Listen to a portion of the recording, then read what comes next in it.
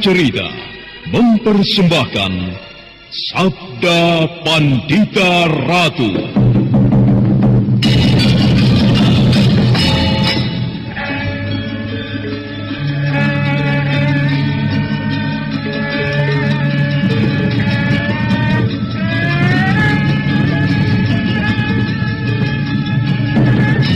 Kureguk anggur Mahadewa, kucicipi madu sabdanya. Bumi kuremas dalam genggamanku, matahari dan rembulan kutelan dalam perutku. Apakah mungkin aku akan menjadi bunga yang bisa kau petik dan kau sunting? Sementara jika layu, akan kau campakkan begitu saja, seperti cermin retak yang tak berharga.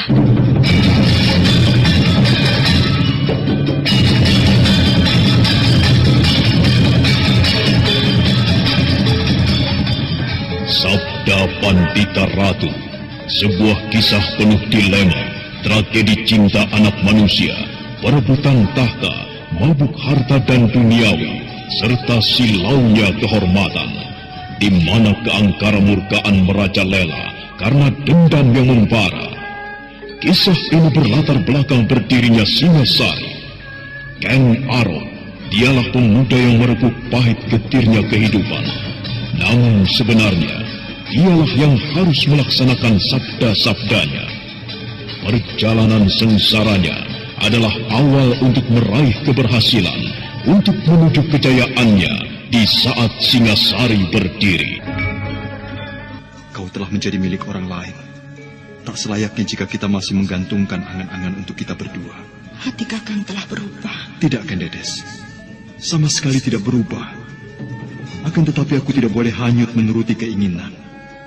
Aku mencintaimu, tetapi aku harus menumbuhkan perasaan lain. Karena kau telah menjadi milik aku. Bahkan kau akan segera mendapatkan keturunan. Aku hanya memiliki tubuhku, tidak jiwaku. Terima kasih. Tetapi apakah tidak pernah tumbuh sebuah pertanyaan di dadamu? Apakah kita akan tetap seperti ini? Betapa naifnya.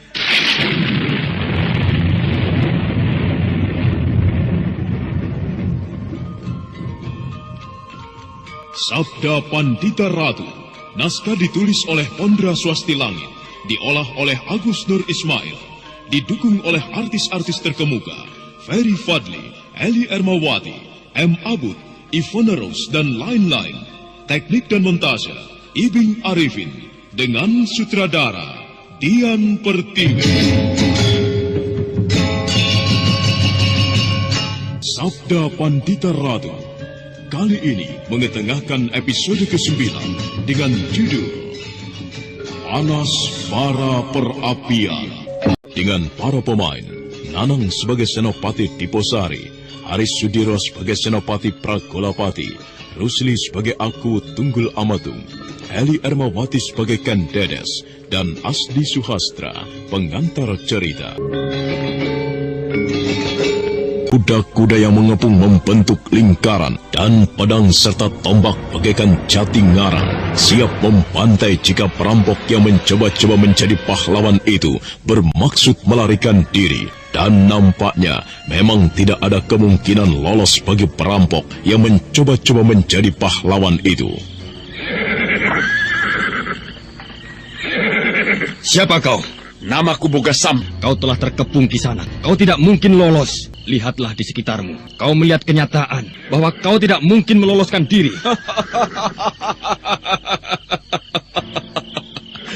Sayang sekali Senopati Pragolapati. Apa yang kau katakan itu tidak membuat aku berkeinginan untuk menuruti keinginanmu. Sebaiknya kau sajalah yang mengalah. Gila. Menyerahlah. Mungkin kau perlu mempertimbangkan Senopati Pragolapati, bahwa aku tengah melakukan perbuatan yang tidak merugikanmu. Bahkan aku tengah menolong kaulah kecil. Siapa yang tidak tahu apa yang tersembunyi di balik keningmu Kisanak? Kau tentu tengah melakukan sebuah rencana yang panjang. Kau tengah membentuk suatu keadaan di mana kaulah kecil tengah memujamu. Dan tiba saatnya kelak, kau akan memanfaatkan keadaan itu. Mungkin kau akan menggulingkan aku dengan dukungan kaulah kecil yang kau ikat dengan emas dan uang yang kau bagi-bagikan itu. Sementara kau mengambilnya dengan cara yang nistra dari orang lain. Tidak berasal dari kantongmu sendiri.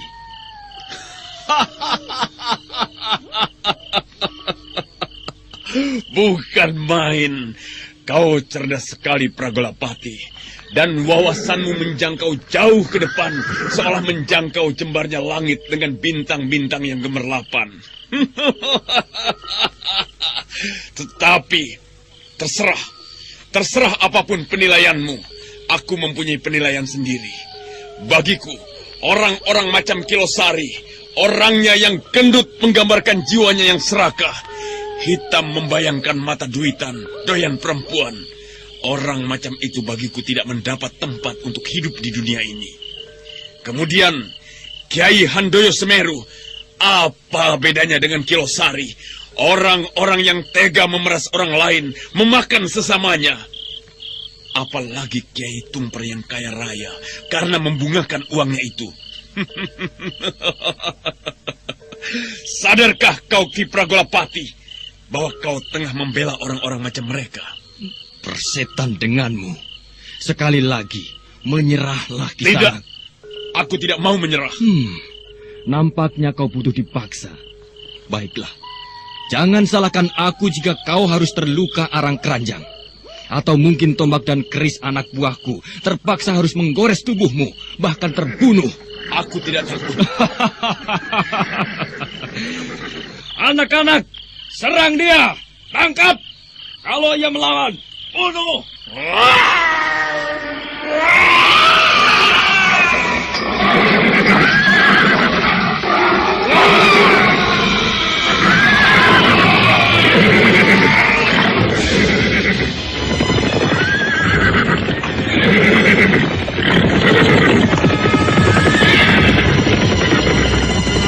Apa yang terjadi benar-benar di luar dugaan Senopati Pragolapati dan prajurit-prajuritnya.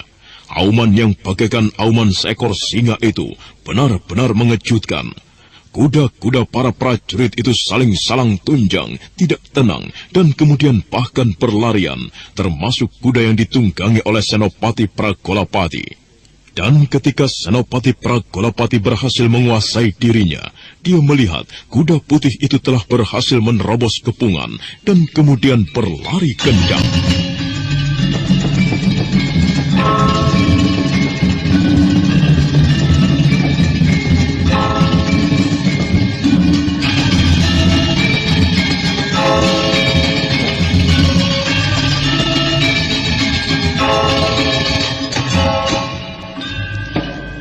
Bukan main. Orang itu ternyata benar-benar luar biasa. Nampaknya ia benar-benar Ken Arok. Seperti yang dikatakan oleh Senopati Tiposari, bahwa salah satu ciri-cirinya adalah mengaum bagaikan seekor singa. Aku telah mendapat bukti yang jelas bahwa perampok dan penunggang kuda putih itu adalah benar Ken Arok. Aku tinggal melaporkan kepada aku. Tuan, apa yang kita lakukan, Tuan? Bukan kesalahanmu. Orang itu memang luar biasa. Nampaknya tidak ada gunanya kita mengejarnya. Ayo, sudah berkumpul semua atau belum? Sudah, Tuan. Kuda-kuda yang liar itu sudah tenang dan semuanya utuh, Tuan. Kita kembali ke Tumapel. Ayo!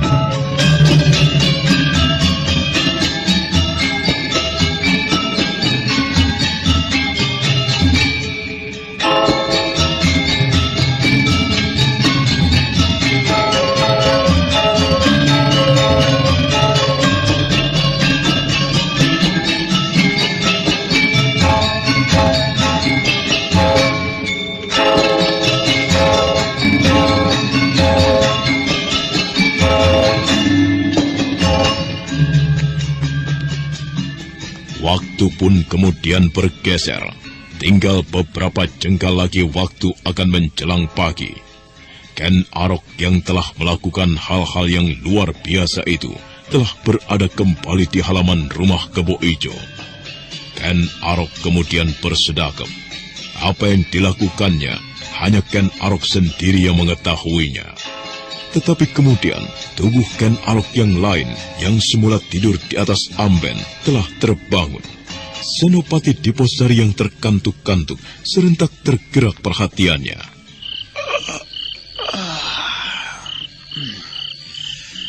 Apakah ini sudah pagi? Apakah ini sudah pagi? Belum, Ken Arok. Pagi masih lama. Kalau begitu aku akan tidur lagi. Kebo Ijo, besok pagi tolong sediakan aku sebumbung kopi kecil, kopi hangat, dan secuil gula aren. Demikian aku bangun, aku akan menyantapnya. Ya? Baik. Tidurlah lagi kalau kau mau tidur. Iya, aku akan melanjutkan mimpiku. Mimpi merampok. Iya, aku mimpi merampok.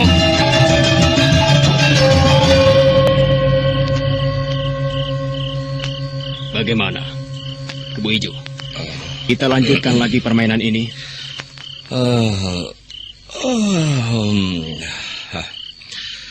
Aku sudah mengantuk, Kakang Diposari. Baiklah, aku akan tidur. Silahkan kalau Kakang akan bermain sendiri. Bermain sendiri bagaimana, Kebo Ijo? Atau barangkali Kakang Diposari mengantuk. Silahkan saja tidur. Tidak, aku tidak akan tidur. Silahkan begadang sampai besok pagi, Kakang Diposari. Senopati Diposari hanya diam dan tidak menjawab kelakar Ken Arok. Dalam hati dia berjanji harus bertahan sampai pagi. Namun beberapa saat waktu berlalu, ketiga orang itu dikejutkan oleh seekor kuda yang berderap dan kemudian berhenti di halaman rumah itu.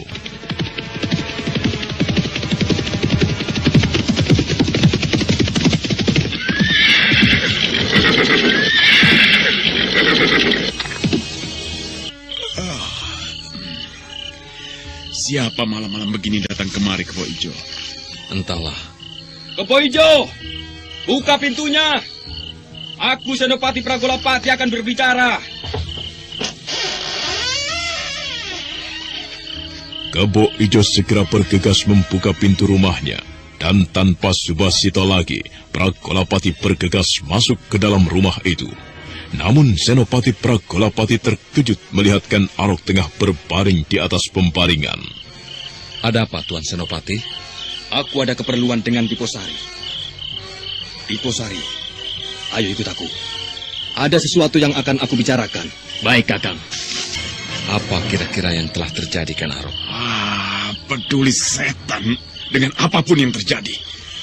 Aku masih mengantuk, Kebo Ijo. Aku akan melanjutkan tidurku. Sebaiknya kau jangan tidur lagi, Ken Arok. Bangunlah. Baik. Bagaimana, Diposari? Apanya yang bagaimana, Kakang Pragolapati? Bagaimana dengan Ken Arok? Aku telah menjaganya.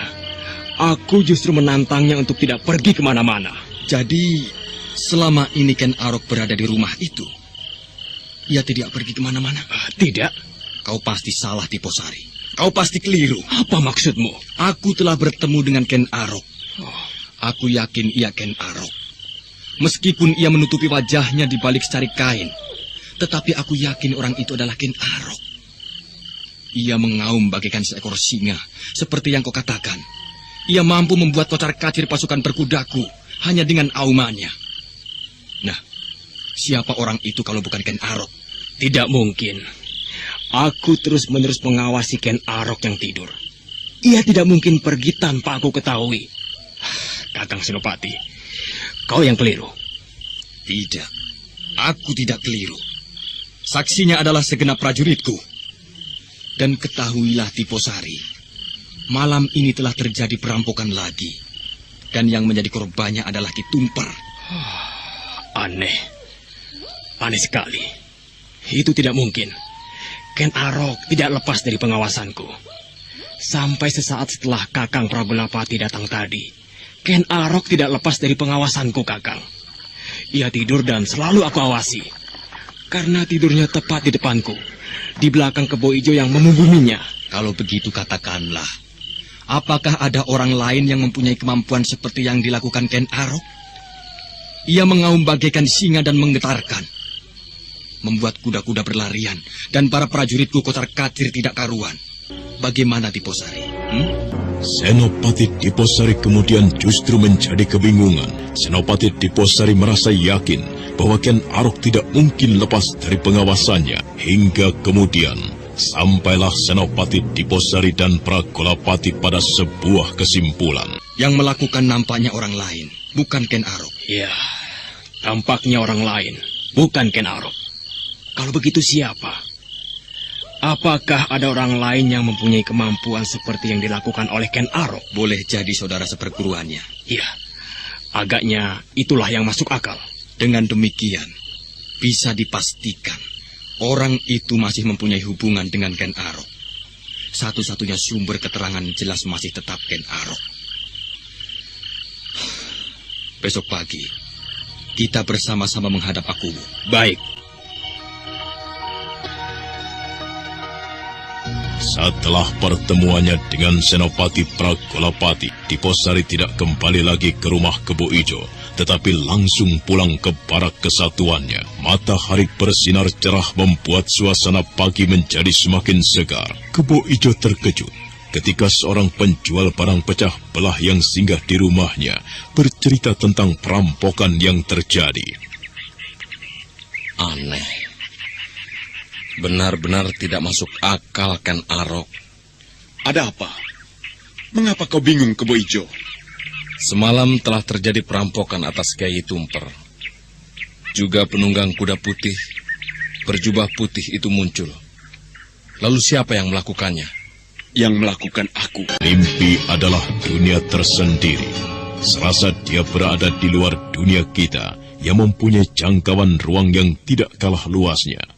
Dia adalah dimensi yang tidak mengenal ruang dan waktu, serta tidak mengenal bentuk. Dalam mimpi siang dan malam mungkin bersatu, atau bahkan tidak ada. Sebagaimana angan-angan, mimpi adalah menguasai sebagian hidup manusia.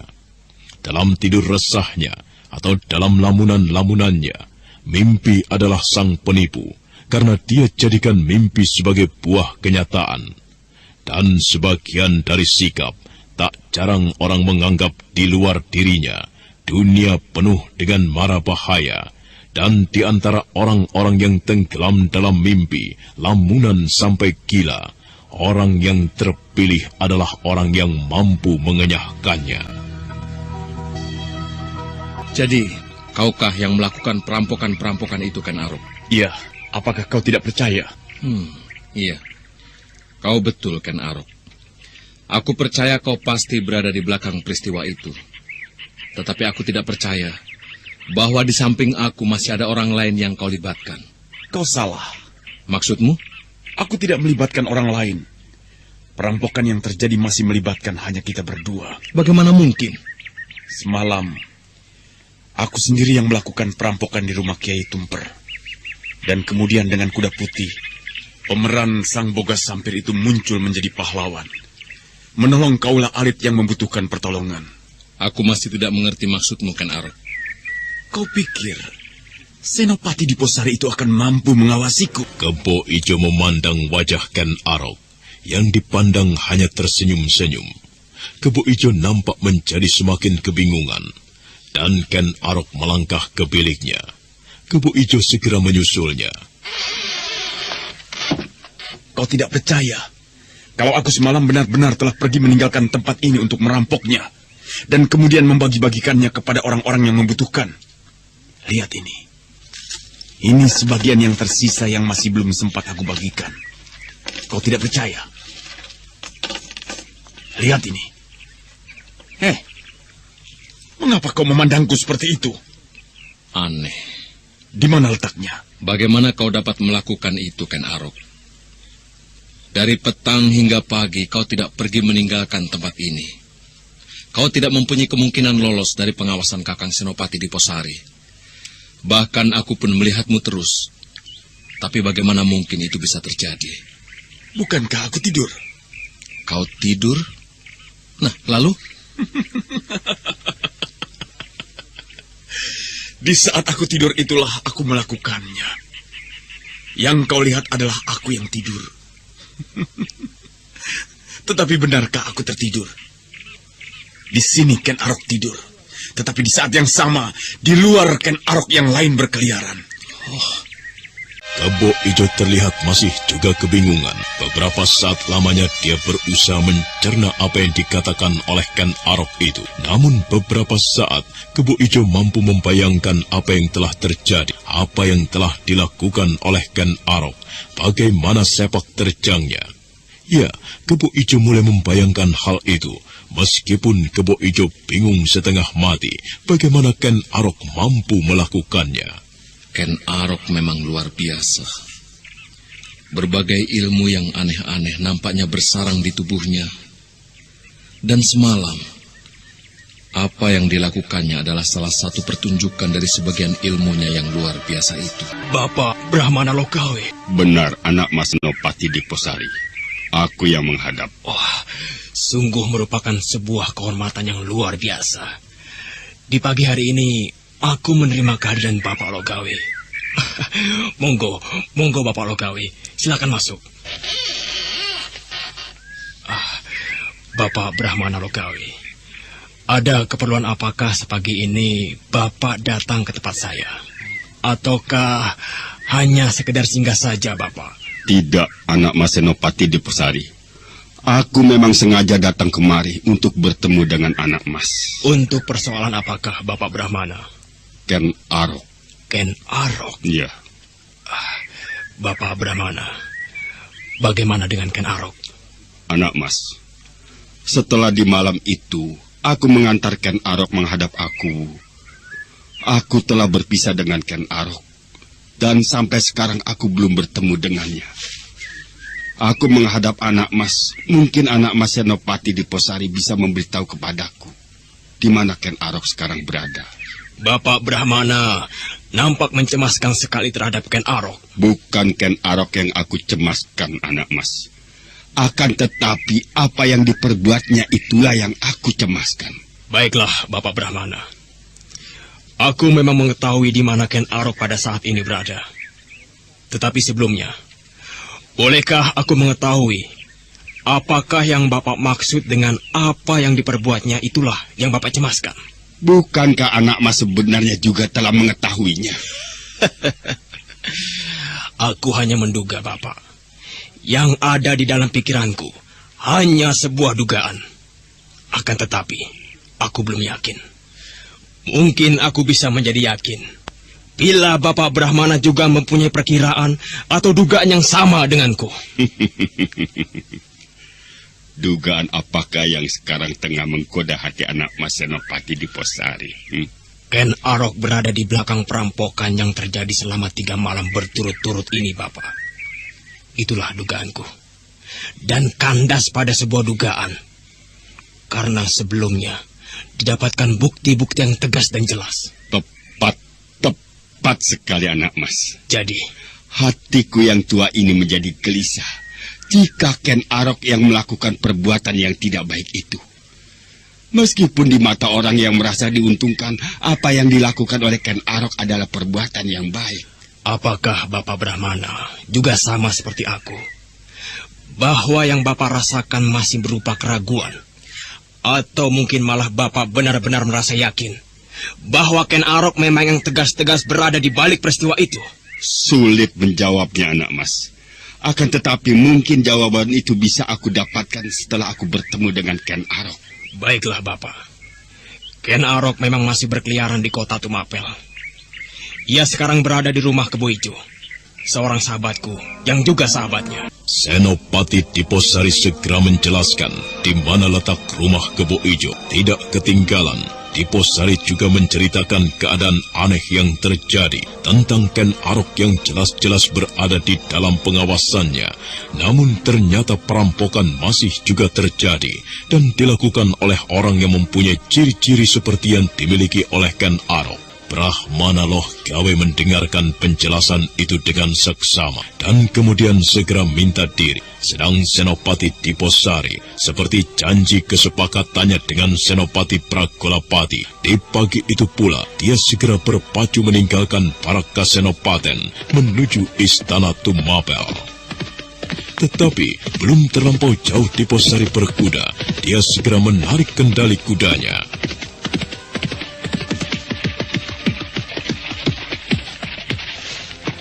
Mau kemana kau, Kebo Ijo? Aku akan ke pasar, Kakang Diposari. Kebetulan sekali, aku bertemu denganmu di sini, Kebo Ijo. Ada hal yang akan aku tanyakan kepadamu. Aku membutuhkan keterangan darimu. Hal yang tidak mungkin aku lakukan jika kau masih bersama-sama di dekat Ken Arok. Bagaimana kalau kita singgah di kedai itu? Atau kau merasa sungkan dan tidak pantas sebagai seorang senopati sarapan pagi di sebuah kedai kecil? Bukan itu soalnya, Kebo Ijo. Akan tetapi dalam tatanan keprajuritan, seorang senopati tidak boleh makan di sembarang tempat, apalagi di warung kecil. Jika ada yang melaporkan kepada aku bisa kena damprat. Kalau begitu, apakah kita berbicara di sini? Di tepi jalan seperti ini? Tidak. Kalau begitu di mana? Kau sendiri akan kemana sekarang? Aku akan ke pasar. Ada beberapa kebutuhan yang harus aku beli. Baiklah. Selepas kau dari pasar, pergilah ke istana. Aku akan berbicara denganmu di penjagaan. Mungkin Kakang Senopati Pragolapati juga akan minta beberapa keterangan darimu. Bagaimana? Baiklah. Selepas dari pasar aku akan ke sana. Baiklah. Sampai bertemu, Kebo Ijo. Iya. Kebo Ijo memandangi kuda yang ditunggangi Senopati Diposari yang kemudian lenyap di balik tikungan. Kebo Ijo kemudian menoleh ke arah dari mana Ken Arok yang berkerudung caping lebar mendekatinya. Apa katanya Kebo Ijo? Dia memintaku untuk kepenjagaan istana. Diposari membutuhkan beberapa keterangan tentang sepak terjangmu. Lalu? Aku tidak menolak. Apa kira-kira yang akan kau jelaskan pada mereka? Entahlah. Tergantung pada pertanyaannya. Jika kau menceritakan bahwa memang aku perampoknya, maka kau juga terlibat, Kebo Ijo. Jangan lupakan itu. Kau yang kunyuk, kau telah menjebakku. Ayo. Tuanku Agung, apakah yang tengah tuanku lamunkan? Perampok-perampok itu, Ken Dedes. Apakah di pagi ini terjadi perampokan lagi? Iya. Ki Tumper, salah seorang penduduk yang paling kaya di Tumapel, dijarah oleh perampok. Dan perampok itu ngilani dadaku dengan membagi-bagikan uang dan hasil jarahannya. Aku merasakan orang itu telah ngilani dadaku, Dedes. Melecehkan aku. Seolah aku tidak bisa ngemban Pakuwon, tidak bisa adil Poromarto. Orang itu tengah merebut perhatian kawulaku. Ini yang membuat aku tidak terima. Aku merasa selama ini aku telah berbuat sebaik-baiknya. Sebagai aku bertindak bijak dan tidak sewenang-wenang. Dan berusaha memajukan kawulaku agar hidup makmur.